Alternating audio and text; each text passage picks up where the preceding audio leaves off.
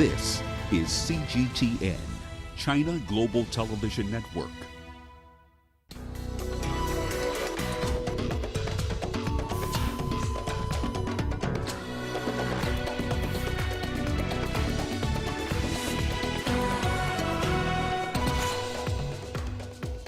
China's Foreign Minister Wang Yi set to visit 5 African countries. Niger Prime Minister visits villages after deadly attacks that left more than 100 people dead. And a British court rules that Julian Assange cannot be sent to the United States to face charges over WikiLeaks. Hello and welcome to Africa Live, only on CGTN. I'm Mahia Mutua in Nairobi. Ramanyang joins me now with your business headlines. That's right, Mahia. Here's what's coming up in the course of the hour. The African Continental Free Trade Area makes its first baby steps after a rollout on the first day of 2021. And a landmark agreement between China and the European Union is taking effect. We'll tell you what it means for you and your business in the course of the hour. For now, let's start with the latest in current affairs with Maya. Rama, thank you. Indeed, a Chinese state councillor and Foreign Minister Wang Yi begins a 5-nation tour in Africa today. He is scheduled to travel to Nigeria, the Democratic Republic of Congo, Botswana, Tanzania and the Seychelles from Monday to Saturday. Talks are expected to focus on the coronavirus pandemic, economic recovery and joint development. A foreign ministry spokesperson said the 6-day tour is in line with China's 30-year diplomatic tradition of Africa as the destination of the foreign minister's first overseas trip each year. Right, well, let's get you more on this story. We're joined by Phil Ihaza, who is with us from Abuja. Phil, Foreign Minister Wang Yi is due in Nigeria. Can you give us more details about that?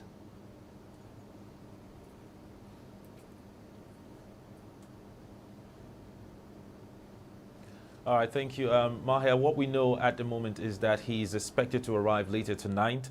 And so from his itinerary, we know that he's going to have a very, very busy Tuesday because he'll be having several meetings with top government officials here in Nigeria. He's going to also be paying a courtesy visit to Nigeria's President Muhammadu Buhari. He's going to be, from his itinerary, we see that he's going to be meeting with ministers of trade, ministers of transportation, ministers of defense, and looking at that, that tells you how robust this visit and significant as well it holds for Nigeria. And Phil, what more can you tell us about the significance of this trip and what is it, what's in it for Nigeria?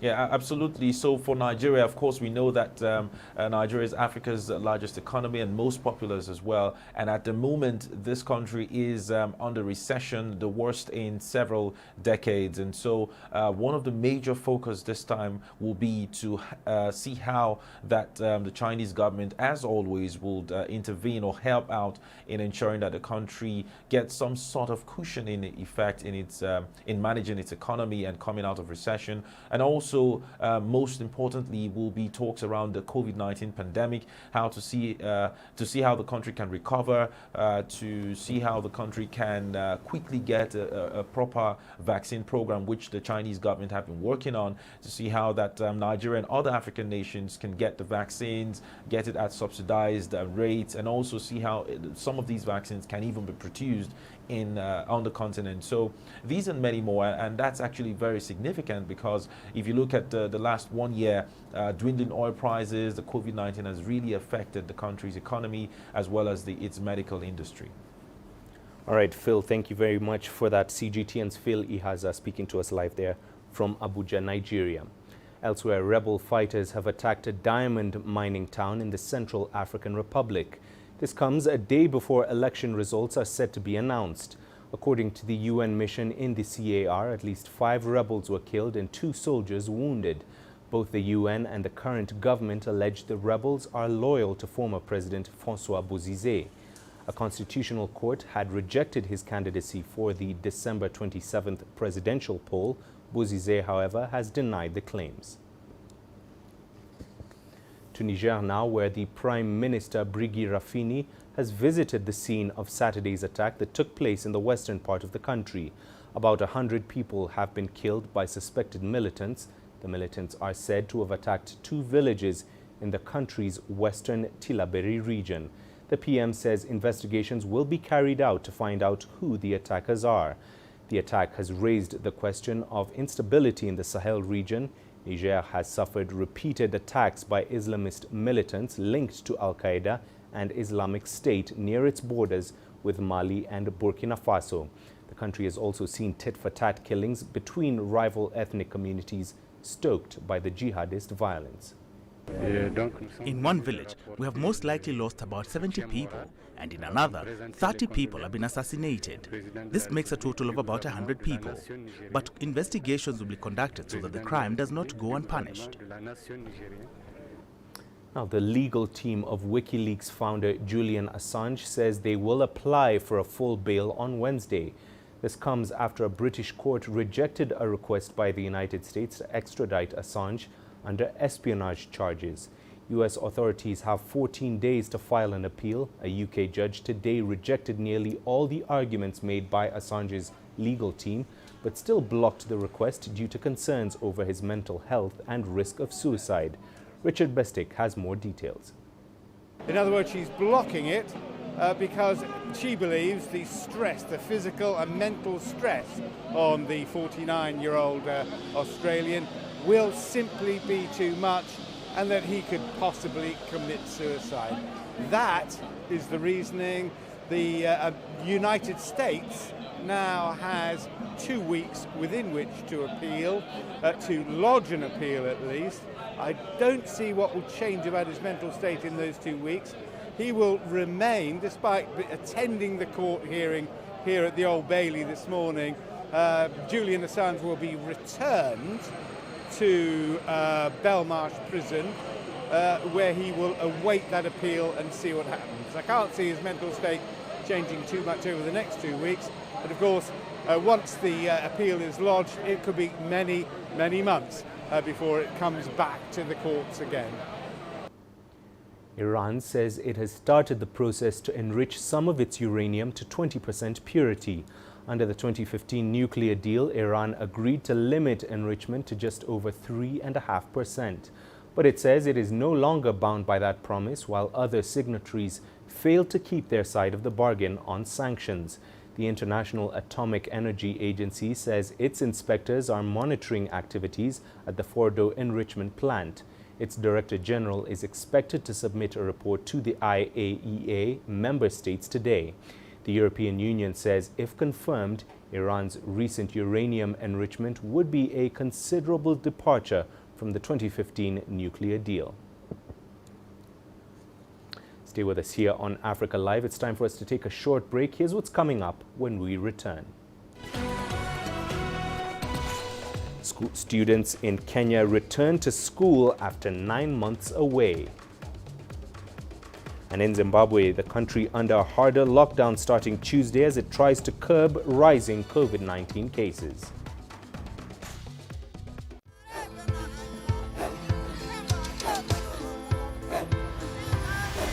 Africa is a continent of diversity, with varied climate and enchanting geography, and a people so distinct, but with a shared enduring spirit.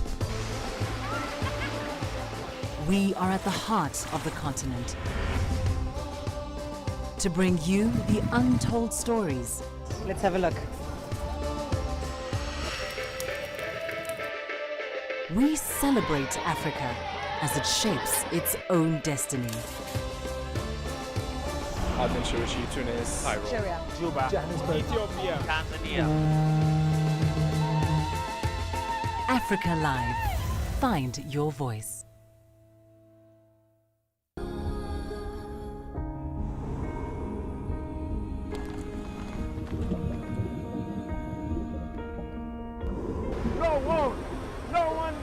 Again, he can hold in guns. Machine guns from police forces towards the protesters.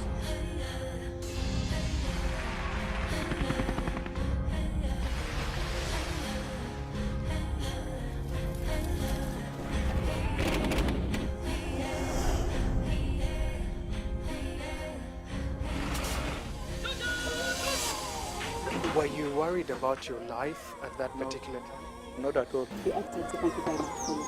What is your assessment of the state of the continent today? Africa has the potential to power itself. Excuse me.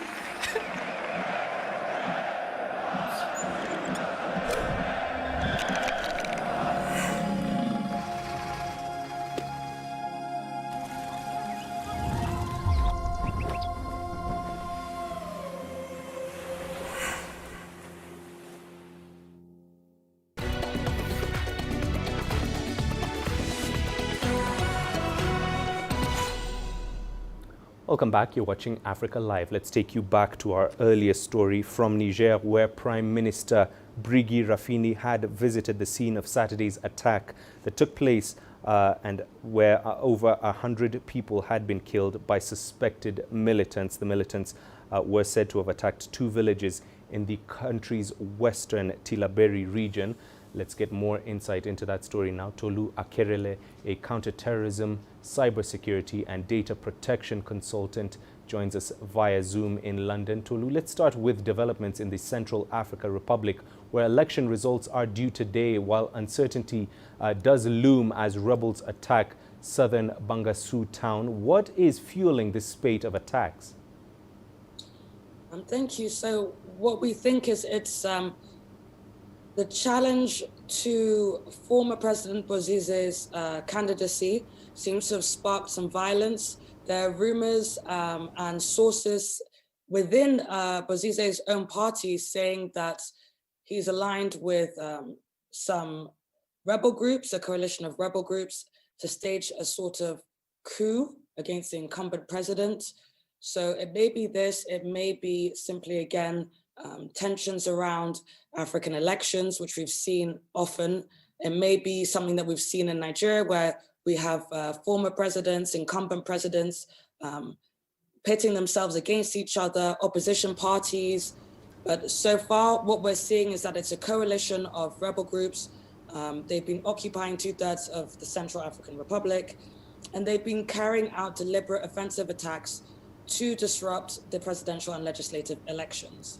And this has been going on since mid-December. So now we're coming up to the close of elections. It's only natural that we'll be seeing a lot more violence in that respect. And turning to Niger, the situation there, the country has, as we heard, endured several attacks by extremists. What would you say is driving this latest onslaught? Now, we've seen quite a few reports about this latest attack in Niger. So what I've been told recently is that, similar to what happened in northern Nigeria on the outskirts of Maiduguri, I'm sure we're all aware that last month there was an onslaught a few months ago on about 110 rice farmers who were killed. This was because they were seen to collude with security forces and provide intel on the insurgents in the area. Now, we've heard reports again about this happening. A Chombangu resident revealed around mid-December that 3 armed men came to collect a tax that was imposed on the villages of that region. So this is a common theme that we see with ISIS, with their internal funding. We saw it in Iraq and Syria. We're seeing it in the Lake Chad Basin. They conquer and they tax the civilians in that area. So it's a way of ensuring their safety, so to speak. All villagers and civilians are required to pay a tax to ISIS just because they're on that land.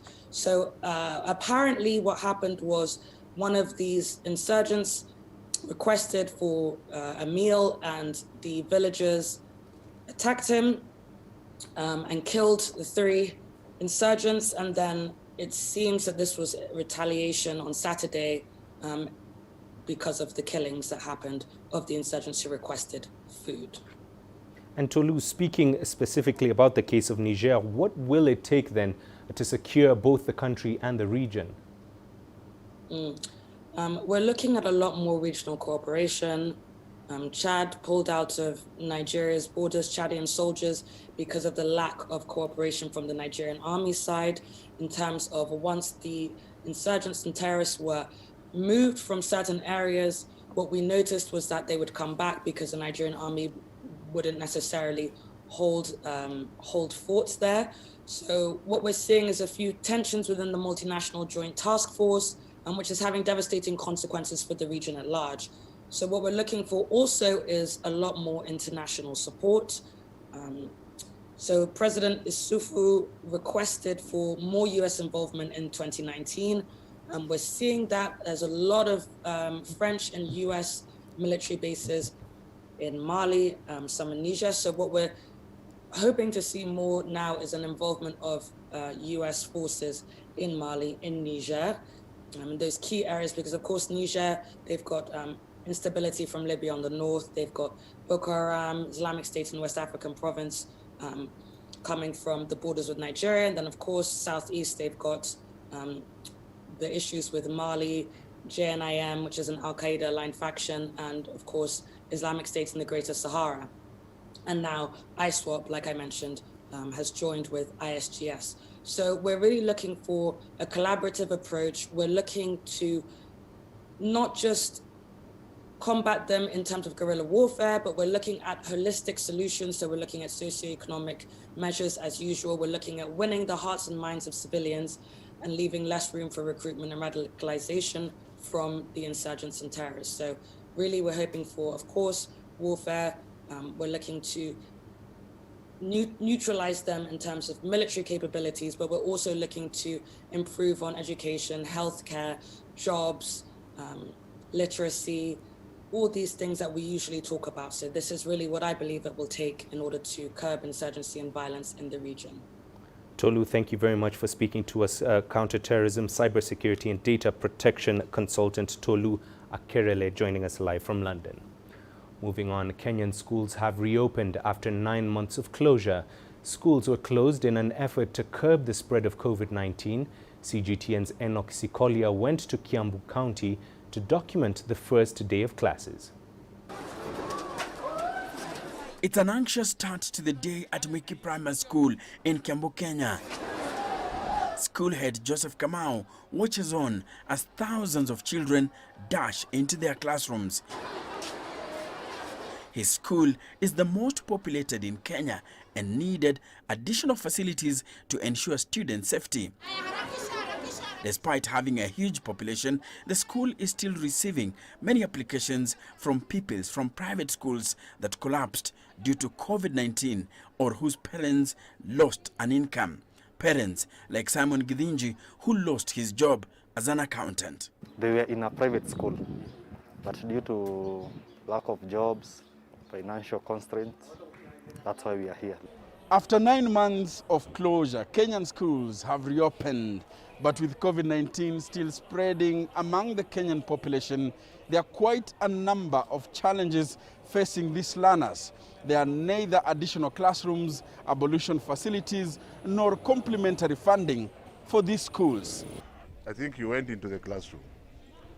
Apart from overcrowding, everything else is normal. Every child is properly masked.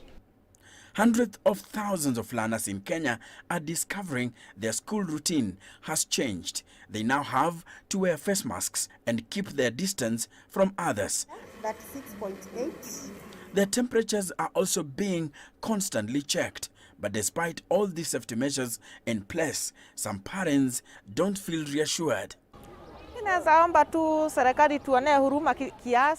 The government should hear our cry and add some few classes or even tents because these children are many.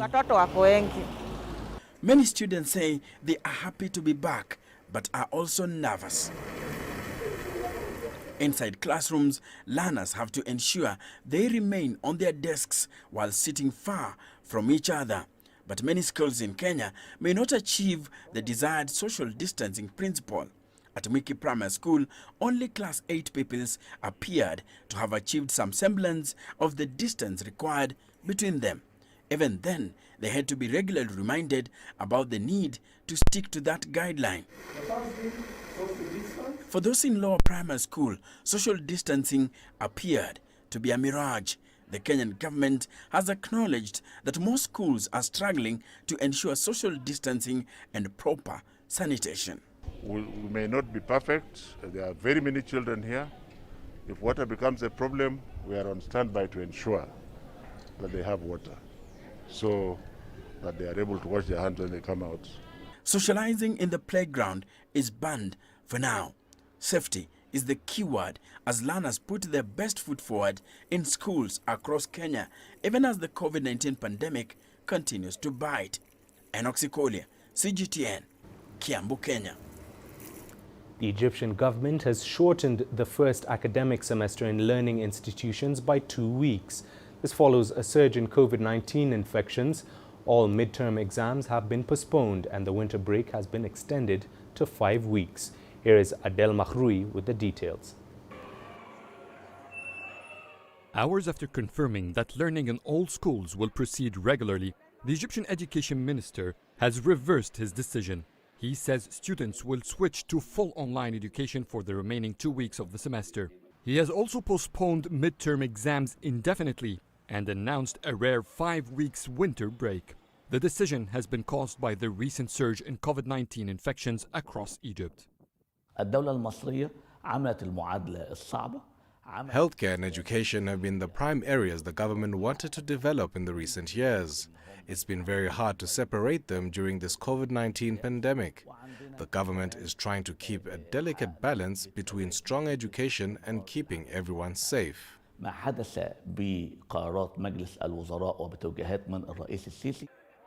While the decision to keep students learning has been praised, studying at home has often been seen as a source of pain by many parents.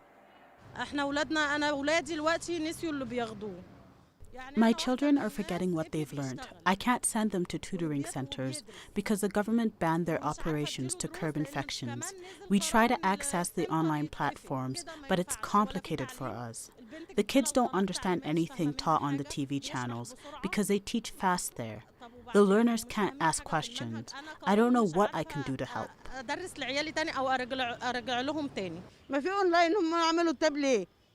They must improve the online experience. The internet speed has become terrible with everyone going online. The load on the education platforms makes their servers crash frequently. It's been useless so far. There are about 28 million students, teachers and staff in the public sector alone. With the exception of high school students who receive tablets from the government, there's a huge gap in learners' access to technology. If infection rates surge by the end of the midterm break, the government policy is very clear. Full online education will continue in the second term. The remaining problem, though, will be the process of evaluating students' progress. Online evaluation does not provide equal opportunities to all Egyptian students. This is the second consecutive academic year that gets interrupted by the COVID-19 pandemic. The impact this year, however, appears to be much worse. Schools have started 1 month later than the usual. And after just 2 months of education, 1/3 of the Egyptian population find themselves once again forced to stay at home. Adel Mahroui, CGTN, Cairo. Let's turn to Zimbabwe, where the government has put the country under a harder lockdown for 30 days starting Tuesday, as it tries to curb rising COVID-19 cases. All public gatherings except funerals have been suspended, while an overnight curfew that previously began at 10 p.m. now comes into effect from 6 p.m. Mahia Mutua now reports. Before the festive season, cases had been steadily rising, but an almost doubling of new infections between November and December has brought matters to a head. A level 4 lockdown, during which only essential services such as medical, supermarket, mining house and farm workers are allowed to report for duty, begins on January 5th. Your main issue and how you must think about it and what most likely informed that decision is that all our COVID admission facilities were almost 100% full. What that means is when the number of new patients were almost doubling every 24 hours, you're going to have a situation where you have 100 people who need admission in one night and they have nowhere to go. But even amidst surging cases, hundreds of people still ignored social distancing guidelines at this bank queue. It's the sort of complacency that authorities say is propelling the rate of new infections upwards and which they would like to see clamped down on during this lockdown. Given the adverse impact the first lockdown in April 2020 had on livelihoods, there are mixed feelings about the latest restrictions. Most of the people may be unhappy because the lockdown will affect their income. But this is the only way we can save lives. 30 days is too long. We should have a lockdown for 14 days, like in South Africa, and be allowed to work under strict regulations. We will struggle to buy food for the rest of this month because we spent all our money during the festive season. If the government wants us to stay at home, it should assist with food handouts. While the government lacks the resources to help all those who will be hardest hit economically, it's being urged to also cater for those that will be affected physically. One of the things we have to really do in these 30 days is to increase the admission capacity, increase the amount of oxygen, the supplies, so that when we do reopen, it's going to be obviously a phased reopening, but then we have increased capacity. Zimbabwe's response to the COVID-19 pandemic has been hampered by a shortage of ICU facilities, personal protective equipment, and an industrial action by doctors and nurses. Mahia Mutua, CGTN, Harare, Zimbabwe. South Africa hopes to obtain doses of COVID-19 vaccines from as early as next month. However, the country's health minister says this will largely depend on the success of ongoing negotiations with pharmaceutical companies. The government is targeting to vaccinate a minimum of 67% of the population, that is approximately 40.3 million citizens, by the end of the year to achieve herd immunity. CGTN's Angelo Coppola has that report. Health Minister Zweli Nkize said the government had secured enough vaccines to immunize 10% of the population. He told a news conference on Sunday that rolling out the vaccine had to be handled with urgency. But not everyone is convinced. It's simply an aspirational goal and unlikely to materialize in a South African context for two major reasons. The first reason is that we haven't secured a supply of vaccine to meet the target.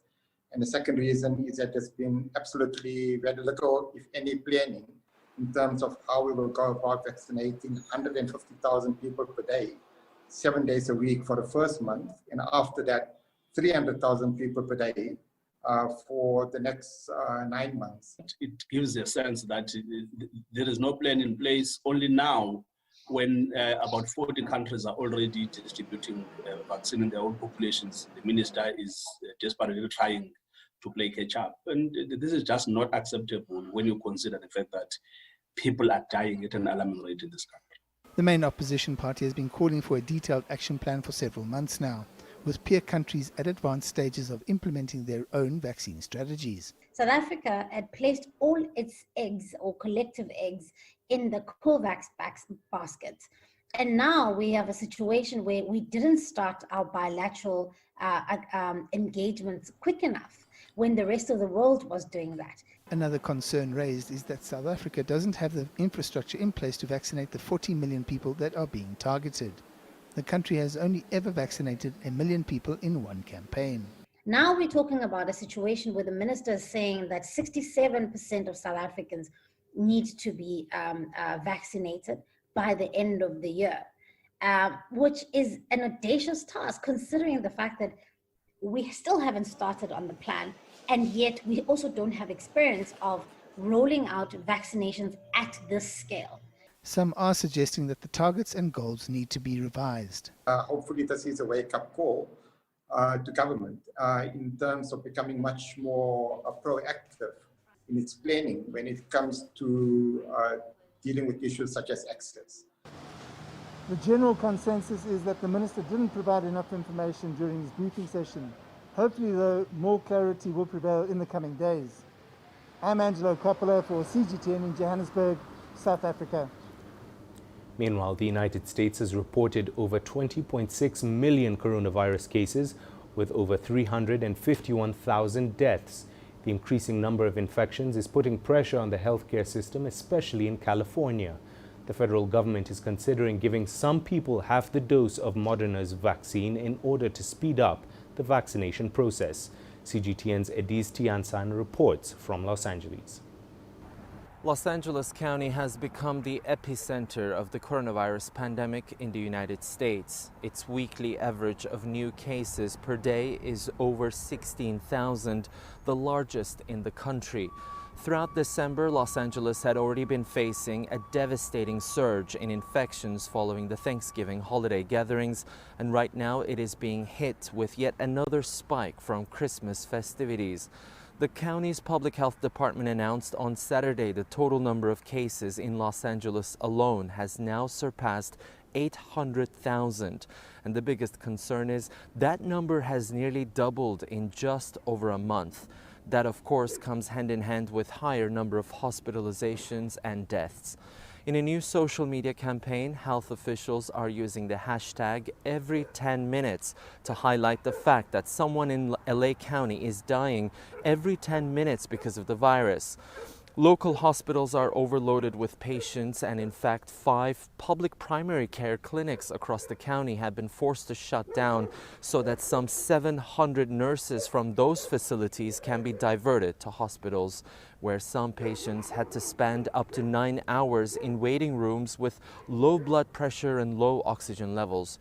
This overcrowding is jeopardizing the quality of care in medical facilities, as many fear people suffering strokes, heart attacks, and seizures may not be getting the swift attention they need. And finally, there's another crisis taking place in state prisons across California, as 25 of the state prisons have each reported more than 1,000 infections. And although vaccinations have begun in certain prisons, some of the hardest hit facilities are not in the first wave of vaccinations. For the general public, though, inoculations are still reserved for healthcare workers, and authorities are worried this current surge could continue to have a disastrous effect on the public health system in the coming weeks. It is Tianshan, CGTN, Los Angeles.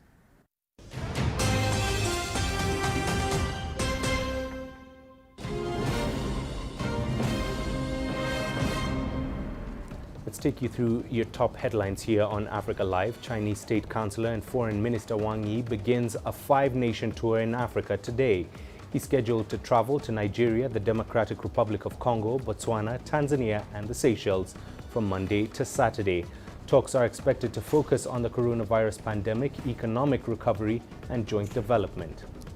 Niger Prime Minister Brigi Rafini has visited the scene of Saturday's attack that took place in the western part of the country.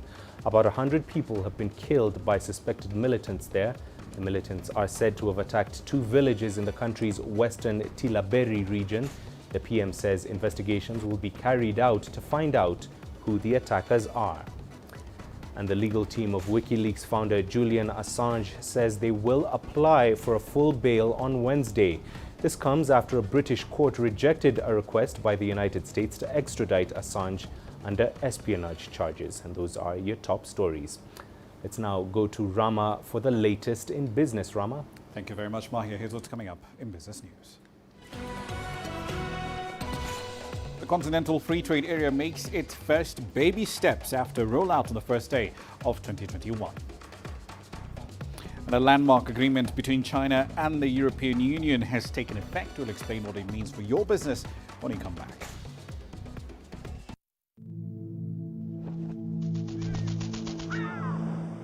How will your world change today? What happens here? What happens there? Or what you make happen for yourself? If it matters to you, it matters to us too. Your stories are the stories that need to be told. Africa Live. Find your voice.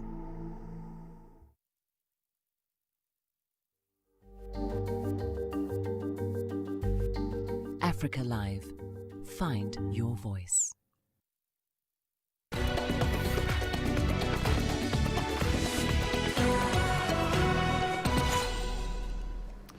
Welcome back. The African Continental Free Trade Area is formally operational. That landmark trade agreement looks to connect African economies and to increase the share of trade African economies do amongst themselves. To better understand its impact, CGTN's Kirum Chala spoke to Wamkele Mene. He's the Secretary General of the CFTA Secretariat. It has become the world's largest free trade area since the formation of the World Trade Organization. The Africa Continental Free Trade Area is now open with 55 member states in it. Start trading officially. The Secretary General of the AFCFTA, Wamkele Mene, says this platform is a key instrument for Africa's development. By the year 2035, where as Africans we implement this agreement effectively, we have the opportunity to lift out of poverty 100 million Africans. And the majority of those 100 million Africans that will be lifted out of poverty where we effectively implement this agreement are women in trade. I shall undertake this. Wamkele calls on African states to take active steps in order to make the Africa Continental Free Trade Area help the continent present a great opportunity for especially small and medium business enterprise.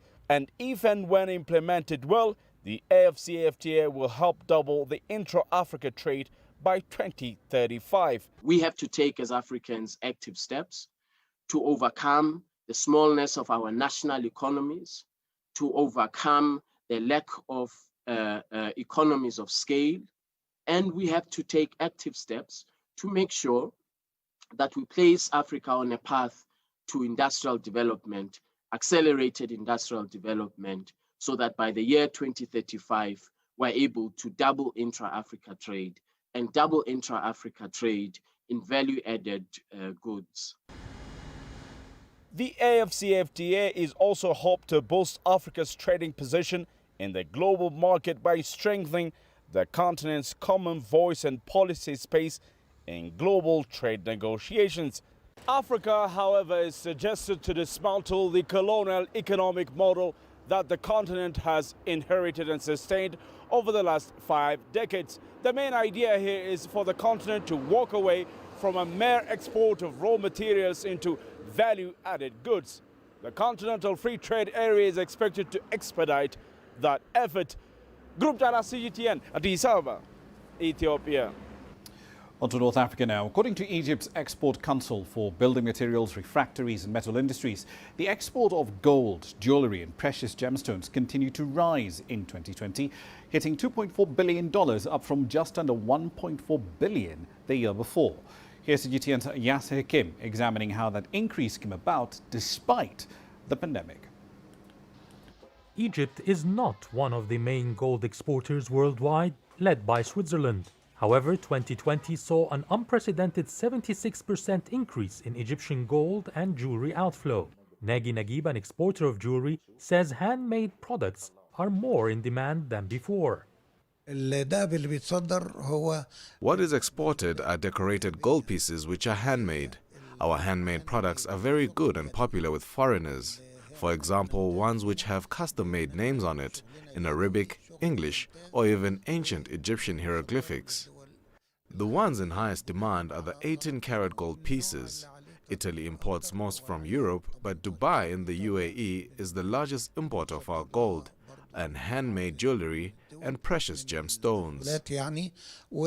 Ironically, the drastic increase has come during the coronavirus year. There are two reasons. The first reason is the higher production levels from the Sokari gold mine in 2020, which was around 540,000 ounces. Secondly, it is the increase in gold prices which has reduced local demand. So traders gather in the remaining quantities from the market and develop it and export it. Experts say the $2.4 billion from exports of gold and jewelry have made up for the slowdown in the local gold market. The slowdown is caused by lack of liquidity in the market, of course, because of the effects of the coronavirus. The raw gold, not jewelry however, is still in demand locally for investment and saving purposes. People buy gold bars and sell when prices go up.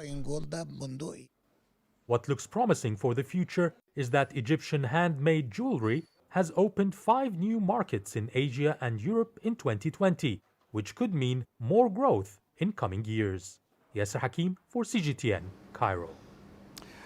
Away from continental shores, a landmark agreement between China and the EU is now in effect. That deal was signed back in September, and it aims to protect at least 200 geographical indicators on both sides. It will ensure at least 100 EU products and a similar number from China are defended legally from imitation.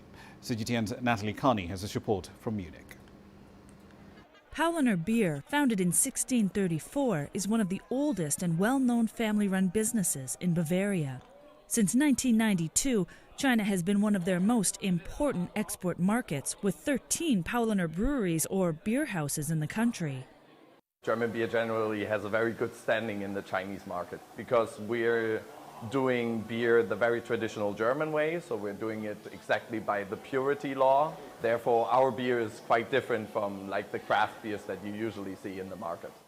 It's this globally respected authenticity that Paulaner and other German brewers are keen on protecting.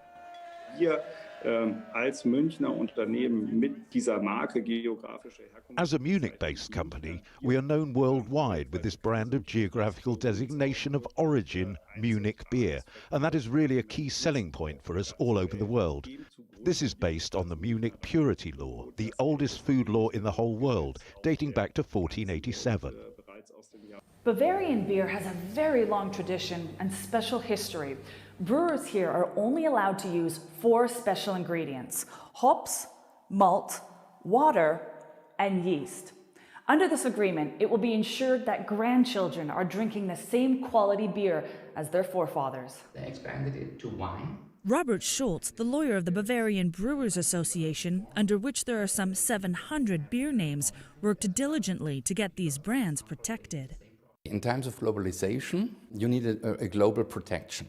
Maybe it's something special, for example, from the climate, from the soil, yes, on the one hand side, or on the other side, you have a very long story, and then it's more the knowledge, how to make the product. Misuse makes a lot of damage for the producers.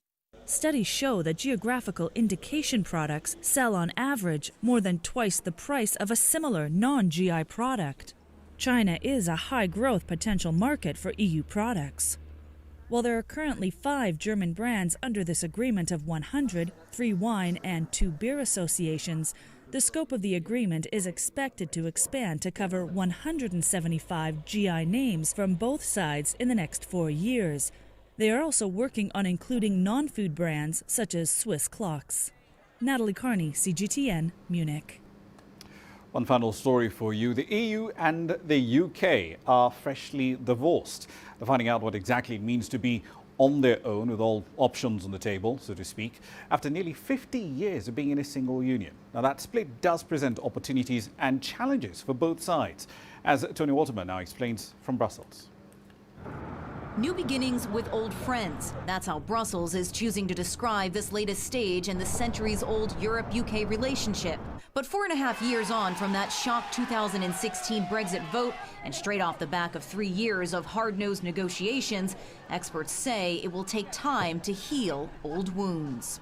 Some previously divorced couples find that they find a wonderful relationship in the future, but the reality is that most don't. And the problems that gave rise to the divorce are still going to be the problems in the future. For the UK, breaking free from what Brexiteers like to call the bureaucratic shackles of Brussels allows more flexibility to chart a UK-controlled course towards prosperity. A nation free to set its own rules, develop next-generation industries like artificial intelligence, and strike trade deals with whomever it pleases. That won't be so easy, but I think ultimately the UK is a very attractive destination to do business. So I would imagine many countries will be standing in line to negotiate a deal with Britain. But the freedoms of sovereignty also come at a cost. As the UK attempts to redefine its role on the global stage, it will be doing so outside the inner circle of power. That role will at best be as a facilitator, because globally, the dominant powers are the US, China, then the EU. That's going to be a very tricky place for the UK.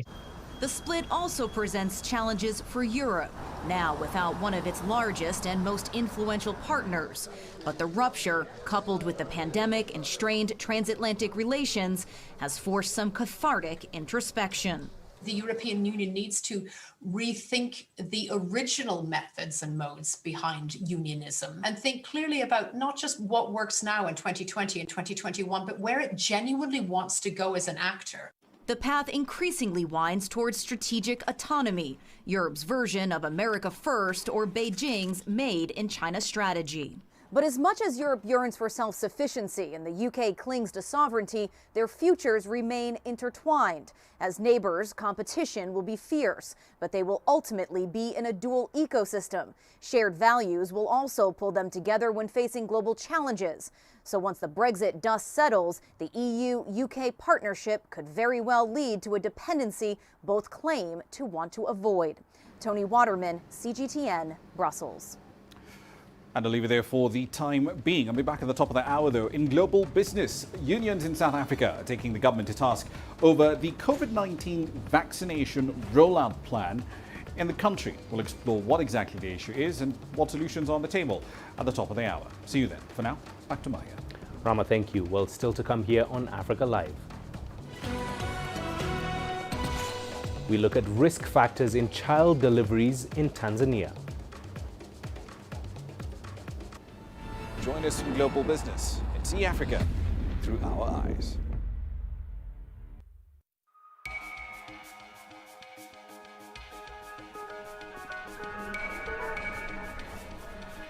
You're watching breaking news on CGTN.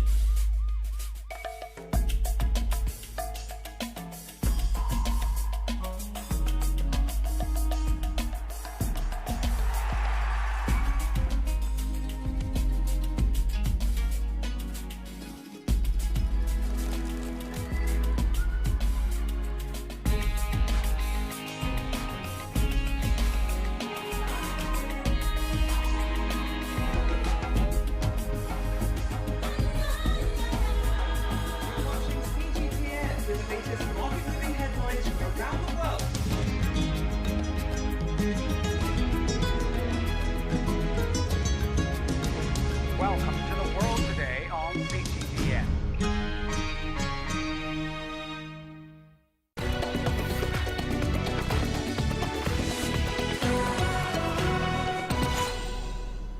Welcome back. Now, having twins and triplets can be a tricky affair in Tanzania.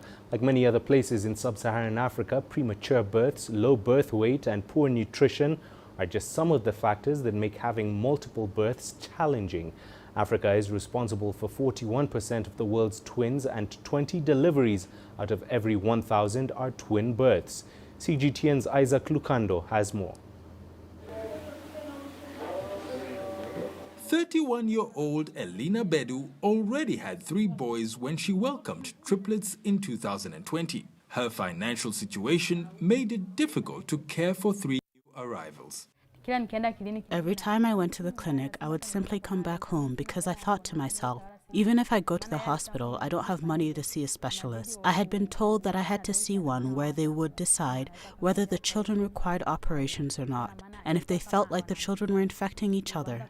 It started with one and the rest followed.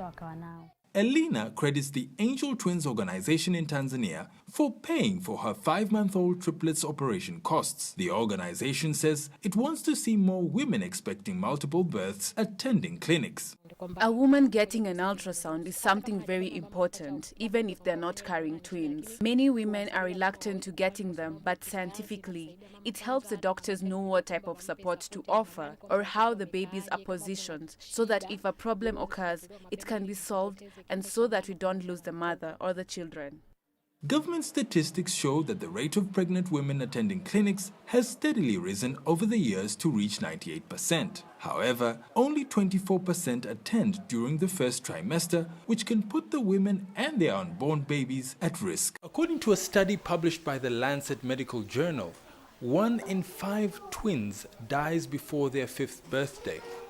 This is 3 times higher than the overall mortality rate for children. The Tanzanian government aims to reduce the rate of stunted growth in all children from 34% in 2016 to 28% this year. This doctor says the risk of stunted growth is greater in twins and triplets from low-income families. One of the major challenges that women with more than one child face is nutrition. When these children are born, they're supposed to feed well and get the necessary nutrients in their bodies. But many women fail to meet the nutritional demands because of their low incomes, so many children end up with stunted growth because of lack of access to good nutrition. Elena says she is aware that taking care of her triplets will not be easy. However, she still dreams of a good life for her children. I want them to study and get money so that way in the future they help others with problems out there, so that they will help people that they meet. May God help them to have a giving heart. As organizations like Angel Twins strive to support the health and well-being of twins from low-income families, more help is needed to ensure twins and triplets in the country don't just survive, but thrive. Isaac Lukando, CGTN, Dar es Salaam. And it's just about time for the sports. Here's what's coming up. We head to South Sudan, where hopes remain high for qualification to the Africa Cup of Nations.